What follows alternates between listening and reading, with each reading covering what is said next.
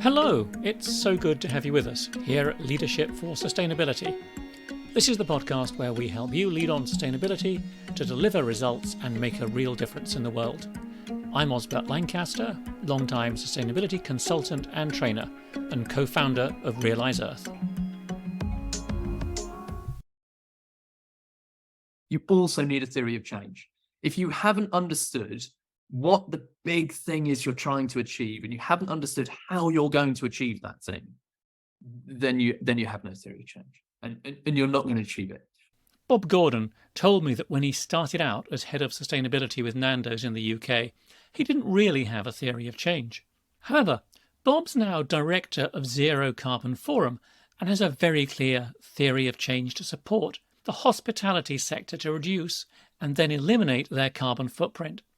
In this interview, Bob shares some of his story on that journey and offers some really solid advice for sustainability managers and directors who want to get results and make a real difference, even at a time when businesses are facing acute commercial pressures.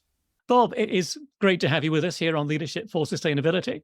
So, as you know, the premise of the show is that we bring in sustainability directors and managers to share their experience. And you've been in those roles in the past and come really highly recommended. So we're really delighted you're here. But you're now the director of Zero Carbon Forum. So what is Zero Carbon Forum and what does your role involve? So we are a collaboration of the hospitality sector to support the sector to get to net zero. So we work with around 60 companies across the sector, pubs, bars, restaurants, hotels, contract caterers. And we support them on their journey to net zero through individual support and collective support. So the individual support really is about the stuff, that everybody's doing, cutting your energy use, your scope 1 and 2 emissions, all the relatively straightforward stuff. And then the collective stuff is where we delve into those things that are much harder to solve, systemic issues that are bigger than any one operator. And we collaborate to understand what we can do and then do our very best in making a difference on those things. Great, thanks. So maybe to say a little bit as well about your background, which sort of, as I'm judging from what you're saying and looking at LinkedIn, has stood you in good stead for the role you've taken on. Yeah, absolutely. So I've been in sustainability probably close to 20 years now, and I've spent a lot of that time in advisory roles. So I was at the British Retail Consortium as their head of environment. So the go-between between government and the retail sector on sustainability issues. Previous to that, I was at a research organization researching corporate responses to environmental and social governance issues. And then my kind of in-house experience, my operational experiences in the hospitality sector with Nando's. So I was with Nando's for 8 years, 5 years in the UK and 3 years in Australia and New Zealand, where I ran that sustainability function. And now back in the UK. And so, this was the perfect role for me to be in sustainability, working with the entirety of the hospitality sector, which I adore, fabulous sector to be part of, but also in a kind of advisory role rather than just working with one business. What's got you fired up or excited or positively or negatively about sustainability recently? We hear this term climate anxiety a lot. I wouldn't necessarily say that I've got climate anxiety, but it's definitely on my mind all of the time. Do you know the thing that's really got me fired up at the moment is our cognitive dissonance, is the reality of the science, which is overwhelmingly clear, our lived experience, these records being broken all of the time, particularly heat records. And then the response, that the press are not really leaning into it. Our government are absolutely not leaning into it. And whilst corporations have good intent, and there's lots of good words coming out of them, we're really yet to see a radical transformation in the way that our economies are run. And we know really that that's what we need. So we continue to undermine the foundations of our civilization. These ecosystems enable us to produce food and live. I saw a graphic recently on social media of areas of the world that will become unlivable at the 4-degree temperature rise. And it's fairly substantial, and yet we continue to do these things that we know are causing the problem. It's a really weird situation that we find ourselves in. Just want to shake everyone and everything and say, do it differently. This isn't new, and it isn't new. Why are we not embracing this? So maybe we're going to get more into this later on, but why do you think that is? Why is it so difficult? I don't know. I think it's Yeah, I think politically it's very difficult to be the one that says, right, we've got to stop what we're doing. I think that's difficult for a number of reasons. I think because your political term is quite short, because you might throw a lot of resource into actually making change, and you won't see the results of that effort during your political time. You're also surrounded by a whole load of vested interests who are arguing the opposite. There's a media that isn't necessarily on board with this, and particularly one of the largest news corporations on the planet has not got behind the idea that climate change is a real thing, let alone that we need to radically address it. So I just think we find ourselves in a world of misinformation and lack of significant enough drivers to put the urgency behind what needs to happen. And so we rumble on, and then we see delays, and we see, oh well, we know it's serious, but next time. I mean, one of the most frustrating things is this date 2050. It's so far off that we can keep saying no. I mean, the government a couple of years ago in the UK approved a coal mine, and people said, well, is this consistent with your target to be net zero by 2050? And they said, oh yeah, because it'll be shut by 2049. It's like, this is not the principle. This is not what we're saying. We're not saying we're going to do nothing until 2049 and then suddenly, because that's not how it's going to work. We need to be changing the systems and changing some of the principles that underline the way that we run our economies. We need to incentivize businesses. We need those frameworks from government that incentivize businesses to act responsibly. Otherwise, they'll continue to act irresponsibly because they're commercial organizations that need to remain successful commercially. Yeah, it's easy to just point the finger at the politicians and say, they've got short terms and all the rest of it. But we've been hearing, we have heard for years about how businesses, can take the lead on this stuff. They're innovative. They can make the difference. They don't need to wait for the political whatever. And there are some great examples of stuff happening. And again, yes, every business has to live with the economic realities. Most of them don't want to put themselves intentionally out of business. So, but within scope for action they have, what's stopping them doing more, do you think? I think right now it's acute commercial pressures. So one of my favorite cartoons at the moment is one of 3 tsunamis hitting a coastline, and they get progressively bigger. The first one says COVID, the second one says cost of living crisis, and the third one says climate change. And climate change is the biggest threat that we face, but we're too busy picking ourselves back up from COVID and being hit by a second wave of the cost of living crisis. And so we're just not in a state, certainly within the hospitality sector, we're just not in a state to be thinking about that longer term crisis. It's quite hand to mouth at the moment, and decisions are being made exactly like you say. Businesses need to remain in business if they're to be progressive about this. Otherwise, of course, the super progressive answer is eliminate your carbon footprint by eliminating your business. But clearly that isn't the solution. We need more businesses to grow that have taken this seriously and are doing so with a very low carbon footprint. So one of the key things we need to be doing is getting more people, more business people, more people throughout organizations really on board with sustainability, engaged, and not just sort of engaged and aware, but actively enthused and saying, we do need to do this. We want to do this. What experience from your work can you point to and say, we did some really interesting and effective stuff here around getting people engaged with sustainability? Yeah, I think as I kind of think back over the various roles that I've been in and where my strengths lie, I think engaging people is one of the things that I've always tried to do, and one of the things that I'd like to think that I've done well. I've always come at this from a point of view of having integrity, doing the right thing, just trying to speak honestly about how I feel based on the evidence as I see it, and just trying to be authentic and genuine about the way that we try and engage people on this. But I've certainly had some success in that. And as I think to some of my roles, I can probably put that down to the way that I've engaged people. Best success I've had in that approach is in-house. I was working for Nando's in the UK. I was hired as their first sustainability manager. And I think at the time that I started, we hadn't really, as an organization, got our heads around the scale of the climate challenge, but it was an incredibly strong culture. Fabulous business to be working with. And so I had great conditions to work with of an incredibly welcoming, friendly group of people who want to do the right thing, wanted to be educated. So I was given platforms to stand up and educate.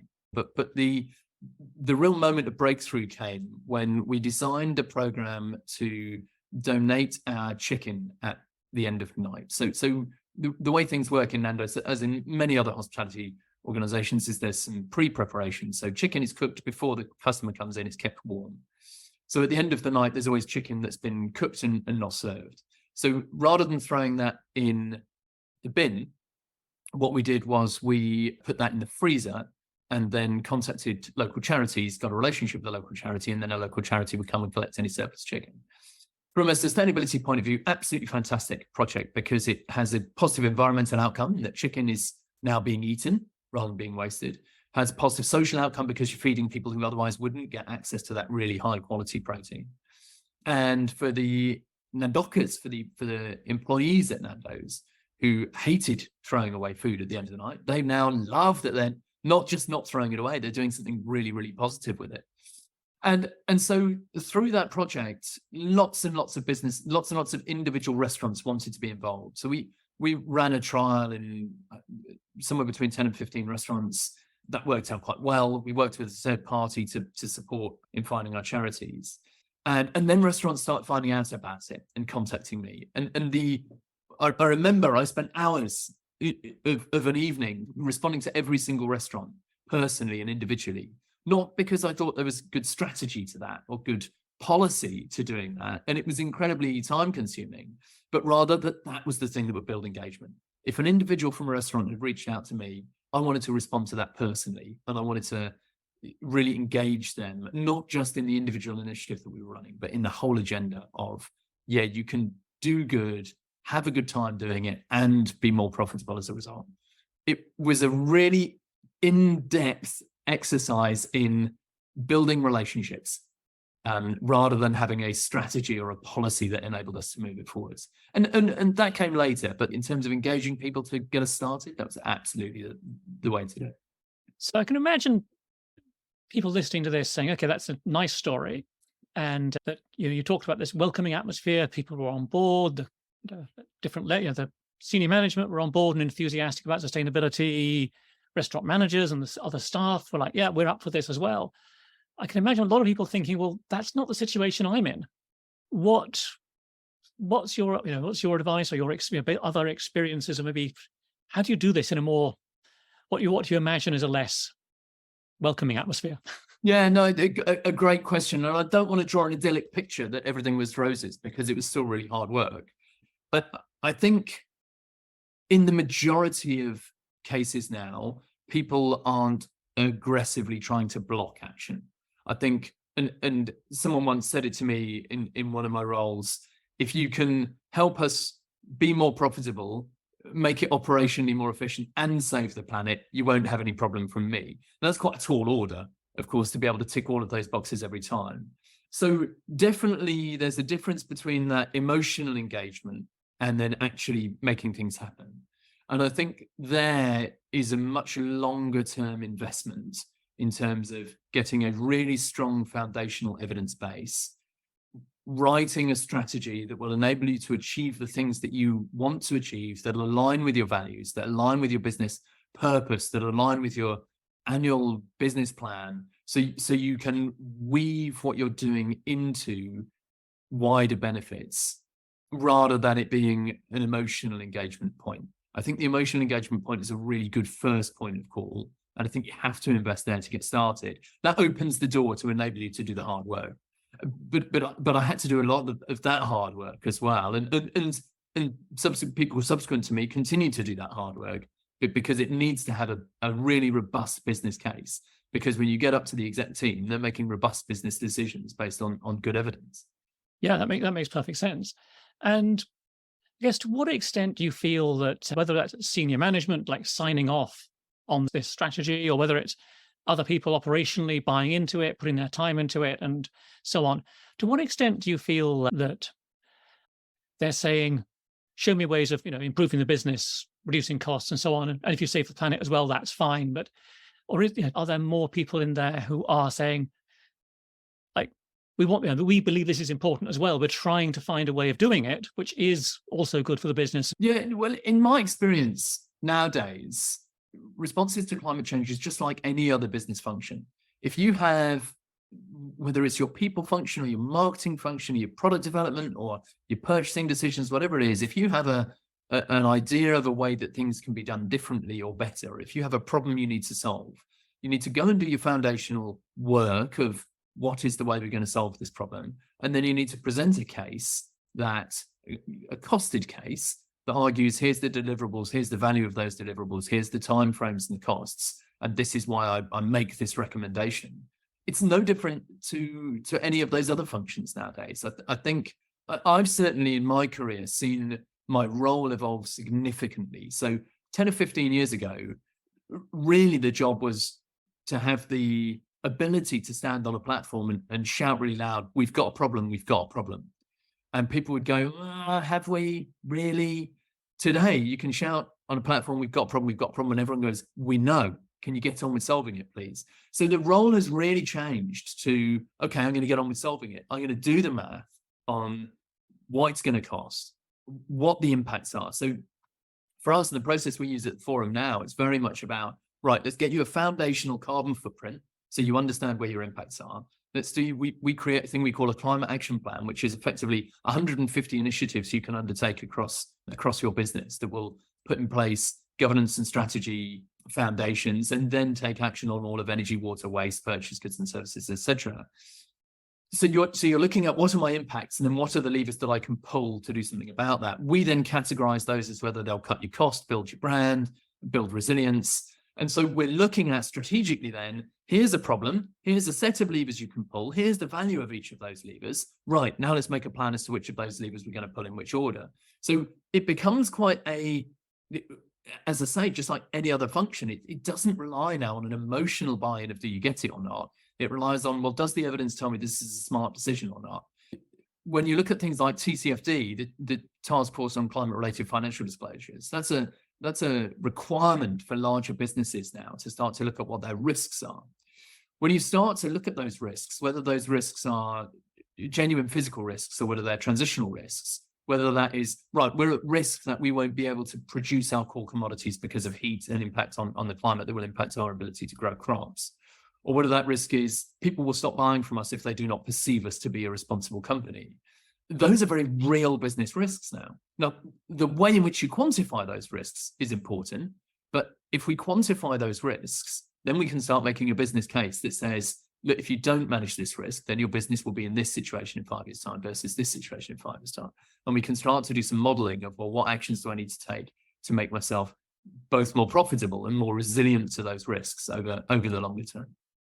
Now, are you talking there specifically about carbon and climate, or is just the wider sustainability elements follow the same sort of pattern?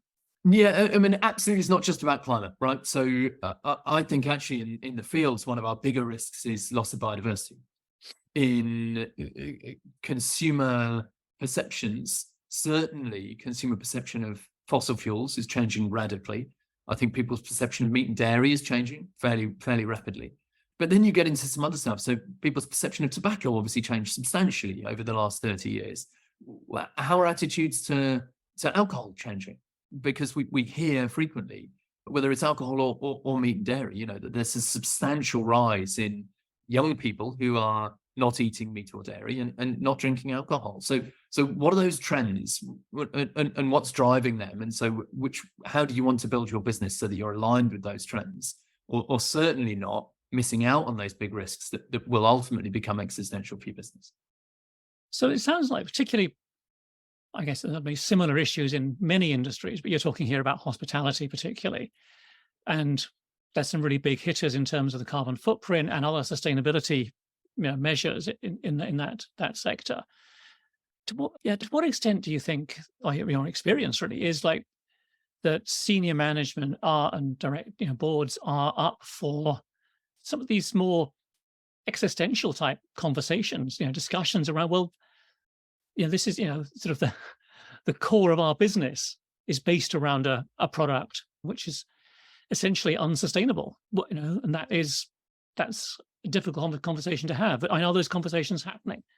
Yeah, I think a board that's functioning well is one that's understanding all of its risks and making good strategic plans to manage those. And I think increasingly it's understood that climate change, biodiversity loss, all of these associated challenges that we have, and resource scarcity, that those are existential. But I think we can look at risk in terms of the likelihood that that thing is going to happen and the impact that thing will have if it does happen. We didn't necessarily see COVID coming and the impact that would have. I'm not saying it was completely out of the blue. Lots of people were saying that we would use something like that to happen. But the way in which that played out and the lack of preparedness from so many different parts of our society goes to show that something where we thought it was such a low probability that we weren't prepared for it can so radically transform our economies. I don't think we see now that changing climate is a risk. That is now an inevitability. The question is, to what extent will that impact the way in which you do business? And so if a board is not looking at this, I think they're fundamentally missing the realities of the things that they need to be facing into, which is managing the risks of their business so that their business can continue to operate. Sorry, to answer the question a little bit more directly, we've just, in the last 6 or 8 weeks, been talking with some businesses, our members, about offering a board masterclass, some climate literacy training, and tremendous interest. Lots of people who've just caught wind of it and they've gone, what's that? I want to know about that. Yeah, we want that. And so that's something we're now accelerating, I think, in quite quickly, because we think there's demand. Boards in the hospitality sector, I think there's an awareness that they don't understand the issues and the risks well enough, and they want to know them better because they know this is something they need to manage. That's really encouraging to hear. Where do you think, I know you've set out earlier on your sort of the steps in terms of engaging people and then looking at the operational issues and how do you make this, how do you cost your programs and so on. In terms of supporting that, a sustainability director, manager, someone leading on sustainability in any business, what's the key sort of, not necessarily skill set, but characteristic they need to have to lead this sort of work? I think there's definitely more than one way to do it. So I think I think the key characteristic, and I don't mean this lightly, is be a capable human. Build strong relationships with your key stakeholders. Be a good project manager. Get good foundational evidence. Take it very seriously. Don't rely on the emotional arguments. Take putting together your case very, very seriously. And I see this. I see people who've come out of finance and gone into sustainability who are tremendously successful. I've seen people come out of people function, out of marketing function, and all come to sustainability and be tremendously successful. I don't think there's a key skill set. I think there's just that there is a process, as there is with every other business function, of do your homework, make sure your audience is ready to read your homework and happy to accept homework from you, so you've got a good relationship with them, and then present that homework well and get good decision. So what I'm hearing there, really, it comes down to relationships fundamentally. I think relationships is such a huge part of it. I think if your board doesn't see value in what you do and don't trust you in the work that you do to do a good job for them, then I think you've got a problem. Whereas if they do trust you and they do like you and they're prepared to hear it from you, I remember meeting a consultant, internal consultant actually, within the Nando's ecosystem. And we were working on a different project together, but he came over from South Africa. He was an incredibly insightful, incredibly intelligent man. And we sat down and we just started talking. He wanted to hear about what I was doing as part of the sustainability program. And he said to me, "What's your theory of change?" And at the time, I didn't really have a theory of change. At the time, I was really just trying to build my engagement. And I was just throwing myself at any doors that looked like they would open with a little bit of pressure. But as we spent a couple of hours together, we kept bumping into people around the office. And every time we bumped into someone, I'd just try and get them with something. I'd say, "Oh, that thing we were talking about the other day, did you see this? Did you see that? Have you thought about this? Can we get some time later?" And after a couple of hours with me, he said, "I see your theory of change. It's ambush." And I was just spending a lot of my time just trying to build relationships with people. And I think that is foundational. But I also think, and I learned a lot from just him asking that question. I see it fundamentally differently now. You also need a theory of change.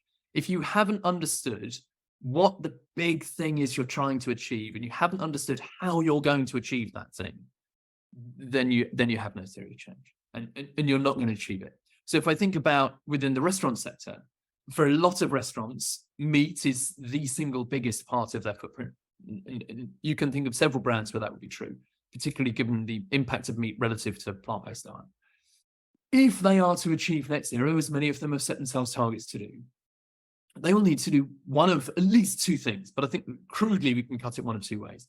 They either need to radically reduce the amount of meat that they serve, or they need to radically reduce the impact of producing that meat. So their theory of change hangs really on one of those two sides, or with both of them running at the same time, but that can all be woven into a theory of change. But if they're not leaning into one of those two really, really hard questions of how do we steer our consumers down a different route, or how do we work with our suppliers to radically change the method of production, then they're pissing in the wind. You need a strong theory of change of what is the outcome I want to achieve here? What is the thing I am going to change in my role? And therefore, how am I going to go about doing that? Is absolutely critical. Yeah, that seems to me like it's going to say the knob of it. It's one of the knobs of it, absolutely. And it's like, yeah, that's what I was talking about. I guess what I was trying to get to earlier on about what's this, is this tackling the core elements of the business strategy essentially? Right. Yeah.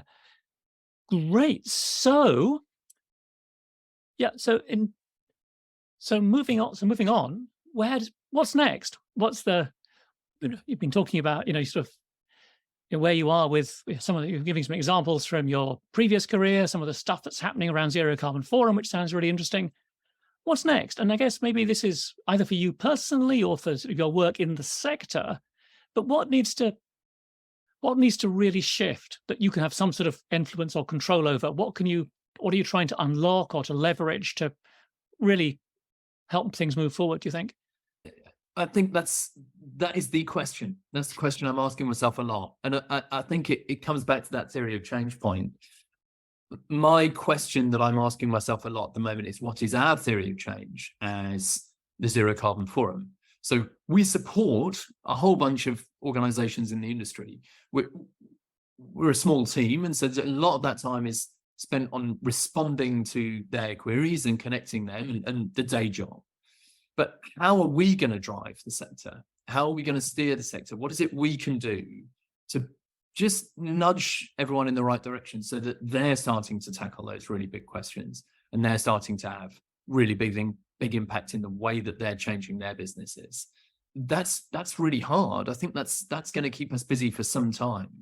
But it's one of the mechanisms that we have to do that is we run a series of what we call action groups, where we effectively ask ourselves a difficult exam question, and then we collectively go about trying to answer that exam question so that we can move forwards. So whether that's about dairy or regenerative agriculture or engaging suppliers or whatever the issue is, how are we going to resolve this topic?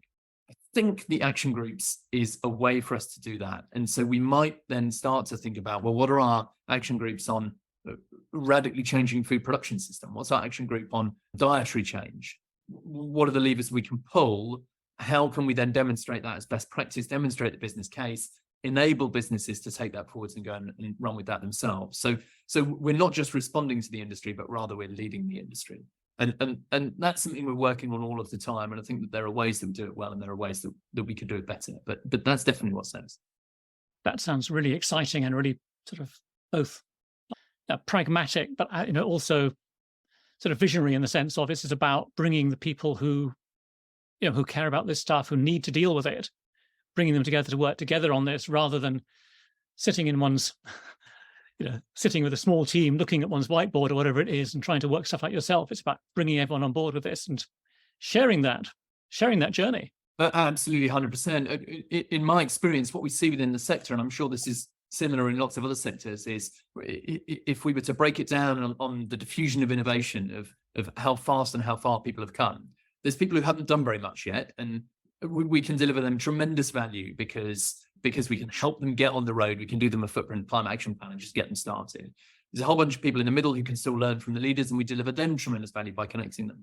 There's a small group of people who think they're leaders and they think they don't need the collaborative approach. And those people say, oh, I don't need the forum, I'm already all over it. And then there's another group who, to my mind, really are the leaders, who are in the forum, who've got as far as, I know I'm on top of it, and I know I'm not good enough to solve it on my own. I know I need to work collaboratively. I know I need systems change. I know I need sectoral change. I know I need to collaborate with my peers to change a narrative that enables me to make meaningful change. And they're the real leaders. And we work with a lot of them. And so absolutely right. It's not just a small team staring at a whiteboard. It's us actively engaging with those leaders and saying, well, how do we solve this together collectively? Yeah, absolutely. That sounds so exactly what's required. And I guess, and something else I really liked about what you were saying there was this, sort of essentially segmenting the market and saying there are these different people at different stages of their journey. And I think one of the things which winds me up quite a lot, I think, is there seems to be a lot of an assumption that there's a sort of amorphous mass of businesses that need to be either convinced or sold a carbon metrics tool or something, whatever it is. It's like, without taking any account that people are at really different organizations at really different stages with this. 100%, 100%. But what's really interesting sometimes is that we see that the ones who've come to it, they almost haven't slowed themselves down with their indecision over a number of years. They come to it now. There's a really clear case now. There's some really clear, well-trodden paths, and they go, oh, I need to do that. Okay, let's do that. And we see some people come to us and make tremendous progress really, really quickly because they've got no baggage and they can just run at speed. And there are a number of companies who've been asking themselves questions and going round and round for quite some time without being able to move at that speed. So I don't think your ability to make progress is based on how much you've thought about this to date. Your ability to make progress is based on how fast can you run from here. That's where putting it.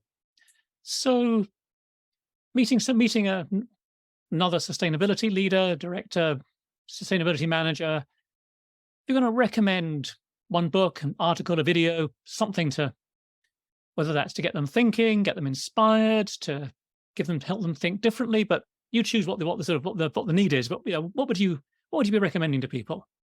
You know, when I started out in sustainability, there were kind of 10 examples globally of things companies had done.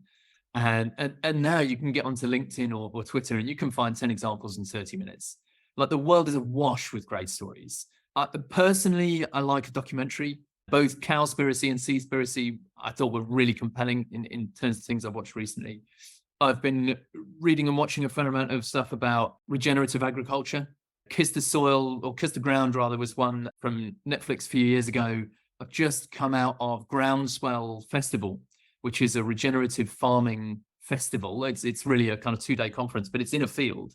And it kind of brands itself as the Glastonbury of agriculture. And it's a fantastic, inspiring couple of days. And you can get onto the Groundswell YouTube channel and just watch all of those talks at your leisure. So there's loads of information out there. But for someone who's not a sustainability leader, I've just finished Greta Thunberg's book, The Climate Book, which I think is a really excellent entry book because it covers a really broad spectrum of the issues. And it's not written by Greta. She's made contributions, but she's found lots of people who've made contributions. So it's all experts writing short essays that just give you a really good foundational overview of what are all the issues here. And one of the things that it did for me as I was reading it was it really just confirmed the patterns. And the patterns are all of these indicators are going in similar directions for similar reasons. We need to radically rethink. But it does that in a way in which it enables you to dip in and out. Nice list of things there. I will add them to the show notes. Some of them I'm familiar with, some I'm not, so I'll take a look. Right. Bob, thank you so much for being with us. It's been an absolute pleasure to hear some of your story. It's been a real pleasure talking to you. Thank you. Really enjoyed the conversation. We covered a lot of ground in this conversation with Bob, so I want to take a few moments to pull together some of the ideas that seem particularly important to me. Let's start with Bob's theory of change as I understand it. First, you need to build strong relationships with your colleagues and other stakeholders. These relationships mean that when you go back to people with proposals for action, they'll listen because they trust you. Second, building people's emotional engagement with sustainability is important, but it's not enough by itself. You need the third aspect, which is building a really robust business case. It's hard work, but when sustainability leaders take this approach, senior management do respond and implement changes that deliver results for climate and for sustainability. But is this really enough? After all, Bob said early on that we're undermining the foundations of our civilization. And despite good intent among businesses, we're not seeing the radical transformation that's needed in the way our economies are run. I think this is the crux of the issue for many of us in the sustainability space.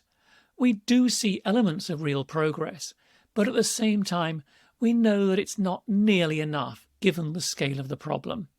And that can be really disheartening, to put it mildly. But it needn't be if you take an innovation diffusion lens to the situation. This means recognising that different people and organisations are at different stages on their journey. For many businesses, incorporating climate and other sustainability issues alongside other risks and business functions makes perfect sense. It's what they have the capacity to deal with at the moment, especially when they face acute commercial pressures. But other people recognise that while this change is important, it won't deliver the transformational changes we need.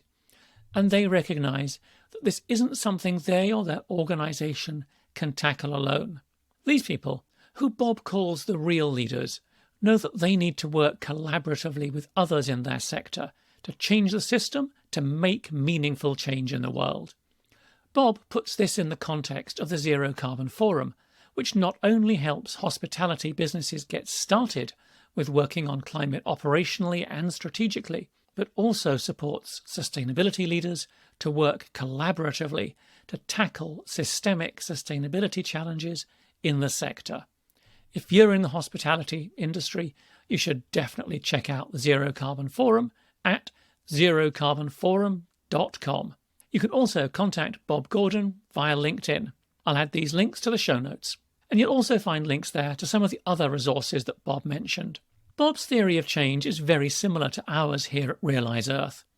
We describe the steps slightly differently, but fundamentally we share the same approach. If you'd like to make more progress on sustainability in your organisation or sector, do get in touch. I'd love to hear what you're trying to do. It may be that we can help, and if not, we may know someone who can. You'll find my contact details on our website, realise.earth, or find me on LinkedIn. I'm Osbert Lancaster, and I hope this episode of Leadership for Sustainability will help you lead on sustainability in your organisation. What you're doing is so important, now more than ever. Be sure to look after yourself. Bye for now.